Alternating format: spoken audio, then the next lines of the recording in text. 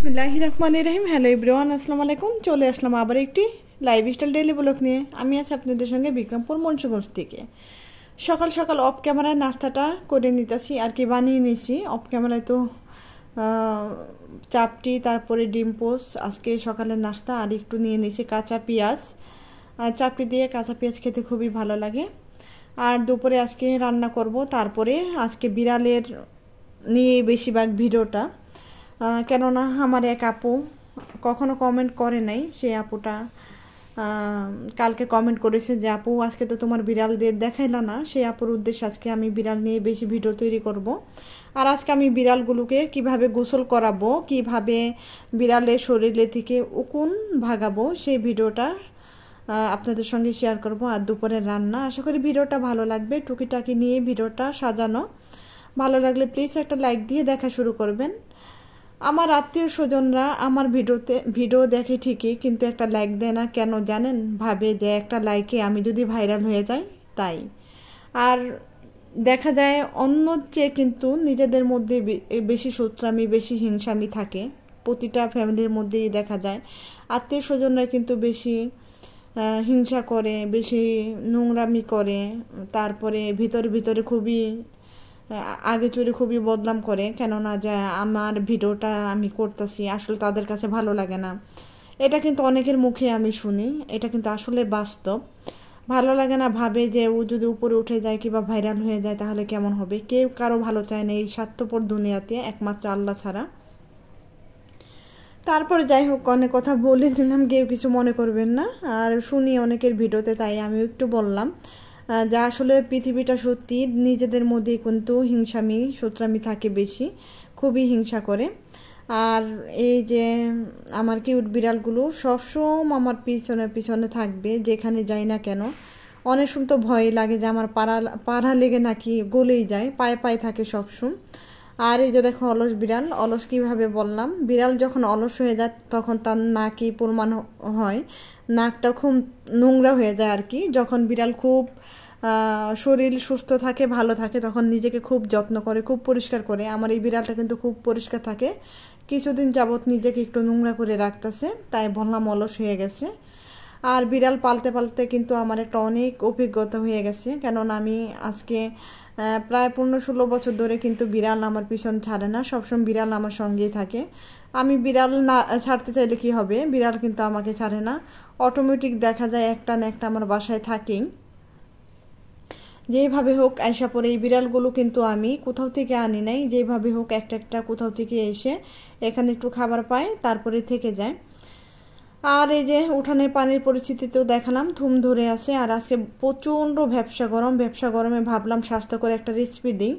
ইলিশ মাছ দিয়ে পেঁপে দিয়ে রান্না করব। পেঁপেটা একটু সিদ্ধ করে ভাপ দিয়ে পানিটা ফেলে দিতেছি, একটু লবণটা সিদ্ধ করে নিলাম, শুধু একটা ভাপ দিয়ে পানিটা ফেলে দিব। আর কেন বললাম স্বাস্থ্যকর, পেঁপেটা কিন্তু শরীরের জন্য খুবই উপকার, লিভারের জন্য আমাদের শরীর ঠান্ডা থাকবে, খুবই ভালো থাকবে। আর পেঁপে মনে করো এই গরমে খেতে পারলে তো সবসময় ভালো।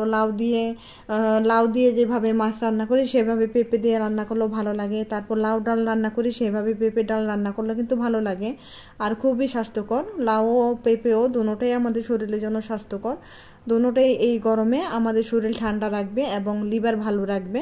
পেঁপে তো লিভারের জন্য বিখ্যাত একটা সবজি, খুবই যত্ন করে লিভারকে। আর তাই ভাবলাম পেঁপে দিয়ে আজকে ইলিশ মাছটা রান্না করি। এই যে ইলিশ মাছটা একটু মশলা দিয়ে কষিয়ে নিলাম, কষিয়ে এভাবে রান্না করলে কি খুবই টেস্ট হয়। তোমরা যারা রান্না করো না এভাবে একবার হলো একটু রান্না করে দেখো, একটু কষ্ট হলে কিন্তু খুবই টেস্ট হয়। এই যে মাছটা তুলে রেখে দিলাম, তারপরে আমি এখন পেঁপেটা দিয়ে মশলাটা ভালো মতো কষিয়ে নেব। আর এইভাবে রান্নাটা আমি শিখেছি আমার আম্মার কাছ থেকে, আমার মামনির কাছ থেকে, মানে আমার মা। সে সবসময় দেখতাম এইভাবে রান্না, কিন্তু কিন্তু আমার মার হাতে তরকারি ভীষণ টেস্ট হতো। তারপরে আমিও এইভাবে রান্না করি। আমার শাশুড়ি আম্মার হাতেরও তরকারি অনেক টেস্ট, শাশুড়ি আম্মাও খুব সুন্দর করে রান্না করে, কিন্তু বেশি দিন আমার শাশুড়ি আম্মার হাতে রান্না আমার কপালে জুটে নাই, কারণ সে খুব বয়স্ক। তার আগে আমি তাকে রান্না থেকে ছুটি দিয়ে দিছি, যে আর রান্না করতে হবে না। জীবনে অনেক করেছেন, অনেক রান্না করে খাইয়েছেন, বাচ্চা কাচ্চা বড় করেছেন। এবার আমি এসে গেছি, আমি সংসারের সম্পন্ন রান্না বাড়ার দায়িত্ব আর কি নিয়ে নিছি। আর কি শাশুড়িকে ছুটি দিয়ে দিয়েছি রান্না বাড়া থেকে। আর যতটুকু শিখা শাশুড়ি আমার কাছ থেকেও কিছু শিখেছি, তারপরে মার কাছ থেকেও কিছু শিখে নিয়েছিলাম।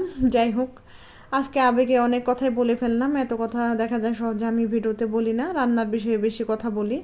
কেউ কিছু মনে করবেন না, আর ভালো লাগলে বলবেন। আর এই যে পেঁপে দিয়ে ইলিশ মাছের তরকারিটা কিন্তু হয়ে গেছে, কালারটা কিন্তু মাশাআল্লাহ অসাধারণ হয়েছে। আর আজকে খুব তাড়াতাড়ি কিন্তু রান্নাটা বসাই দিয়েছি, 12টার মধ্যে রান্নাটা আমি শেষ করে আজকে আমি বিড়াল ছানা দুটাকে গোসল করাবো তাই। আর রান্না করে কেন গোসল করাবো জানো, না হয় দেখা যাবে ওরা পানি ছিটাবে কিংবা ছিটা আসবে, ওইটা নিয়ে আমার রান্না করতে আসলেও কিন্তু শরীরে একটা খিটখিটি লাগবে। তাই একদম রান্নাটা সেরে ওদের গোসল করে তারপর আমি গোসলটা করে নিব। আর এটা রান্না করতেছি আলু আর একটা বেগুন দিয়ে। এই যে কাতলা মাছের পেটিটা খুব ফ্রেশ ছিল, আর বেগুন ছিল না দেখে রান্না করতে পারি নাই। আর বেগুন দিয়ে আলু দিয়ে আমি সবসময় বড় মাছের পেটি এইভাবে রান্না করি, তাহলে খুব টেস্ট হয়। আমার শাশুড়ি আমারও খুব পছন্দ, তাই ভাবলাম শাশুড়ি আর বৌমা খাবো নে, রান্না করি নেই। আর আজকে খাবো কি, আমার আজকে এত গরম, ব্যবসা একটা গরমে প্রচণ্ড মাথা ব্যথা, কিছুই খেতে ইচ্ছা করতেছে না, বমি বমি একটা ভাব হয়ে আছে, ভিতরটা খুবই খারাপ লাগতেছে। গ্যাস্ট্রিকের ওষুধ খেলাম, তারপরে কিছু হয় না। 2 বেলা তো 2টা গ্যাস্ট্রিকের ওষুধ খাই, তারপরে কিছু হলো না। তারপরে এই যে দেখো রান্না বাড়া শেষ করে নাপিসকে নিয়ে চলে আসলাম বিড়াল ছানাদের গোসল করাতে। নাপিস তো মাশাআল্লাহ খুব যত্ন করে। আর এই যে বিড়ালের উকুন আমি কিভাবে সরিয়েছি, এই যে দেখো তোমাদের দেখাই। যাদের বিড়াল আছে তাদের কিন্তু খুবই উপকারে আসবে। এই যে নেপতানি, এটা হলো কাপড়ে দেয় নেপতানি আমি 3-4টা গুঁড়া করে পাউডার করে ছেঁচে পাউডার করে তারপর ওদের শরীরে 5 মিনিটের মতো মেখে রাখছিলাম। তারপর ওদের একটু ধরে রাখতে হয় মুখটা, ওরা যেন না চাটাচাটি করে, কেননা ওদের ভিতরে গেলে ওদের সমস্যা হবে। তাই এই যে নেপথানি দিয়ে আমি 5 মিনিট রেখে নাপিস ধরে বসছিল। তারপর 5 মিনিট পর এই যে উকুননাশক শ্যাম্পু দিয়ে এখন আমি গোসল করাই দিব। প্রচুর উকুন হয়েছে ওদের, কিন্তু আমার এক আপুও বলছিল মাছ ভাত খাওয়াতে, মাছ ভাতও খাওয়াই, সবসময় মাছ ভাতই খাওয়াই, কিন্তু উকুন কিছুতেই চলে যাচ্ছে না, আর স্বাস্থ্য ভালো হচ্ছে না। যে বিড়ালের শরীরে অনেক উকুন থাকে তাদের স্বাস্থ্য কখনো ভালো হয় না, কারণ উকুনে সব রক্ত খেয়ে নেয় চুষে। তাই আজকে একদম প্রচুর গরম, তাই ভাবলাম কুসুম কুসুম গরম পানি দিয়ে এই গরমে গোসল করিয়ে দিই। বিড়াল কিন্তু কখনো ঠান্ডা পড়লে বা বৃষ্টি নামলে গোসল করাবে না, তাহলে কিন্তু বিড়ালের প্রচুর ঠান্ডা নিউমোনিয়া হয়ে যাবে। আর বিড়াল যেভাবে ছোট বাচ্চাদের যত্ন করে গোসল করাতে হয় সেইভাবে কিন্তু গোসল করাতে হবে কুসুম কুসুম গরম পানি দিয়ে, কেননা ওদের কিন্তু শরীর অল্পতেই ঠান্ডা লেগে যায়, আর বিড়াল কিন্তু ঠান্ডা লাগলে নিউমোনিয়া হয়ে যাবে, তাহলে বাঁচবে না। আর এই যে দেখো উকুননাশক শ্যাম্পু দেওয়ার পরে কতটা উকুন এই যে উপরে ভেসে উঠেছে কালো কালো, কারণ ওদের পশমগুলো সাদা তো তাই বেশি বোঝা যাচ্ছে। আর মাথায় কিন্তু বিড়ালের পানি দেওয়া যাবে না, আর কানে পানি যেতে পারে, কানে পানি গেলেও কিন্তু বিড়াল বাঁচে না, কানে সমস্যা হয়ে যাবে। তাই যে আমি শুধু শরীরে পানি দিতেছি, আর নাপিস হাত দিয়ে কিন্তু মাথায় পানি দিয়ে দিতেছি। বেশি পানিও ঢালা যাবে না, অল্প অল্প করে কিন্তু আমি পানি ঢালতেছি। খুবই সাবধানে বিড়ালের বাচ্চা বা বিড়ালকে গোসল করাইতে হয়, অতিরিক্ত পানি দেওয়া যাবে না। আর পানিটা তো আমি সবসময় বললাম কুসুম গরমের মধ্যেও কিন্তু কুসুম গরম পানি লাগবে, যেটা আমাদের হাতে সয় ওদের গায়ে সয়। আর বিড়ালগুলো চুপ হয়ে আছে মাশাআল্লাহ, ওদের খুবই শান্তি পাবে আজকে। দেখো আমি তোমাদের দেখাবো শেষের দিকে ওরা কতটা শান্তিতে আছে আজকে। আর এই যে হাত দিয়ে এমন করে করে মাথাটা তারপর মুখটা ভালো মতো ধুয়ে দিতেছে। আর নাফিস মাশাআল্লাহ এত যত্ন করতে পারে। যাই হোক, আমি তো হাতটা ধরতে আমার ঘৃণা লাগতেছিল উকুনগুলো, নাফিস দেখা পারলো, একদম টেনে টেনে উকুনগুলো বের করে দিছে। বেচারারা অনেক কষ্ট করছে। তারপর আমি একটা উকুন মারা চিরুনি নিয়ে আসছিলাম, কিন্তু চিরুনিতে উকুন আসে না, একদম খামচি দিয়ে ওদের মাংসর সাথে কামড় দিয়ে লেগে বসে থাকে। তারপরে এই যে সুন্দর করে মুছে দিল। আমি নাফিসকে বললাম যে পাকায় রেখো না, পাকায় আবার নোংরা হয়ে যাবে। তারপর হাতে নিয়ে আবারও মুছে দিতাছে। এই যে দেখো কত উকুন, এই যে দেখো কতভাবে খুঁটেও কিন্তু উঠে না, অনেকটা শক্ত চামড়ার সঙ্গে লেগে থাকে। এমন উকুন আমার জীবনে আমি দেখি নাই। মানুষের উকুনের মতো না, কিন্তু এটা আরও ভয়ঙ্কর। বিড়ালের উকুনটা প্রচণ্ড ভয়ঙ্কর, একদম শেষ করে নেয়। তারপর তো খুব সুন্দর করে মুছে নিতেছে নাফিস, কাপড় দিয়ে, সুতি কাপড় দিয়ে মুছে তারপরে নিয়ে আসলাম ঘরের ভিতরে, আমাদের ঘরের ওয়াশরুমে। এই যে হেয়ার ডাই দিয়ে একটু শুকিয়ে নেই, না হয় ঠান্ডা লেগে যেতে পারে। খুবই আর কি সাবধানে আমি কাজটা করতেছি। বিড়ালের এই গোসলটা করানোর পরে। আর বেশ কিছুক্ষণ আমি হেয়ার ডাই দিয়ে একটু শুয়ে একদম লো হিটে হেয়ার ডাইটা দিয়ে তারপরে এই যে দেখো শুকিয়ে নিলাম। পুরাটাই কিন্তু আমি হেয়ার ডাই দিয়ে শুকিয়ে নিতেছি। আর ও কিন্তু কিছুই বলতেছে না, খুবই আরাম পাচ্ছে। আর এমন করে আরেকটাকেও আমি কিন্তু গোসল করিয়ে নিব। আর দুইটা তো একইভাবে গোসল করাবো, এই জন্য দুইটা একসঙ্গে দেখালাম না। আর দুইটা একসঙ্গে গোসল করালে দেখা যাবে একটা ঠান্ডা লেগে যাবে, একটাকে ভালো মতো শুকিয়ে তারপর আরেকটাকে আবার গোসল করাই দিব। আর এই যে দেখো লাস্ট ফিনিশিং গোসল করানোর পর মাশাআল্লাহ ধবধবা হয়ে গেছে। আর কি সুন্দর খাবার দিছি, ইলিশ মাছ দিয়ে ভাত দা মেখে খেয়ে তারপরে এই যে দেখো ঘুমাচ্ছে।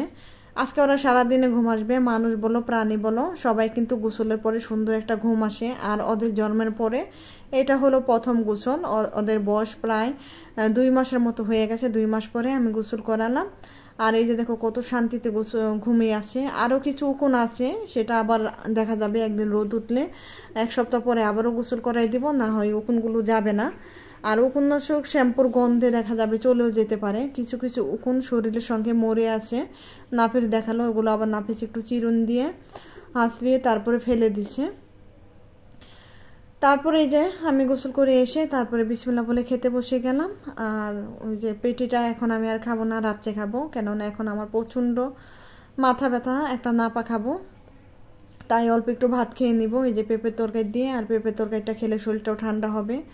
আর জানো না আমাদের এখান তো কারেন্ট থাকে না, এত গরমের মধ্যে ওই যে আমি গরমে বসেই ভাত খাচ্ছি, কারেন্ট নাই। আর চার্জার ফ্যানটা আম্মাকে দিয়ে দিছি, আর একটা চার্জার ফ্যানের ব্যাটারিটাও নষ্ট হয়ে গেছে, তাই ঠিক করা হচ্ছে না। সামনে তো শীত এসে পড়বে, তাই আর অলসতা ঠিক করানো যাচ্ছে না।